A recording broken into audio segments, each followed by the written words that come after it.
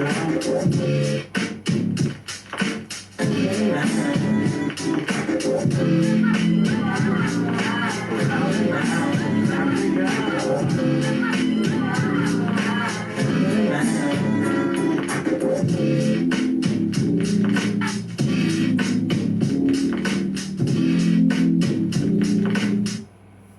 happening?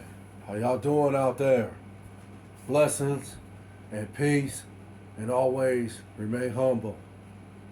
This is On the Clock, the podcast, and I am DJ Lottie Dottie, aka Latif Bass. And basically, I just tackle topics dealing with whether it's sports, current events, politics, or just things that pertain to everyday life. So basically, I like to start off with this debate between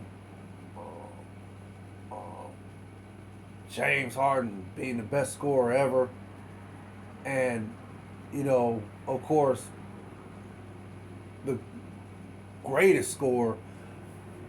I'm gonna go on record and say, yeah, the greatest scorer, definitely the greatest two guard in Michael Jeffrey Jordan. Now,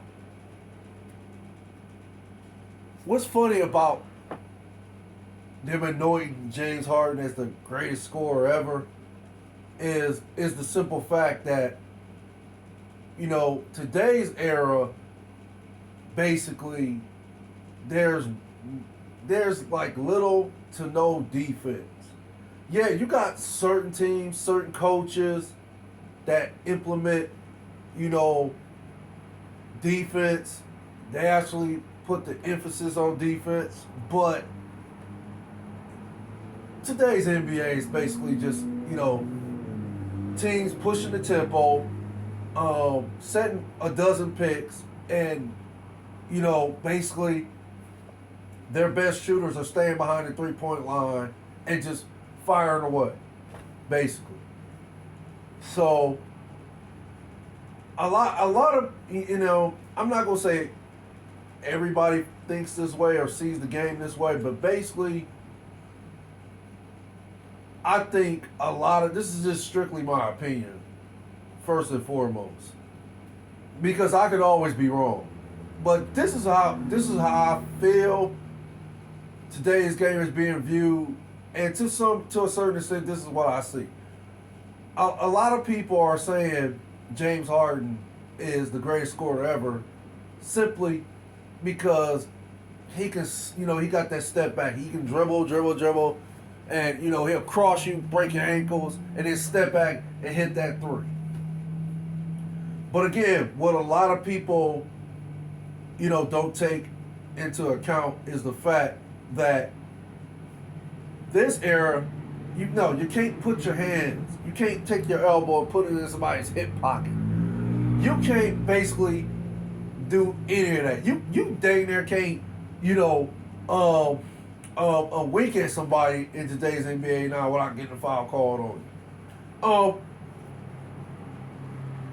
When the playoffs come around, it's somewhat of a different story. The referees, let the players play some, but it's nothing like the era I came in while I was watching basketball, where you could put your hand, two of them, on somebody. You could put your elbow in someone's hip pocket.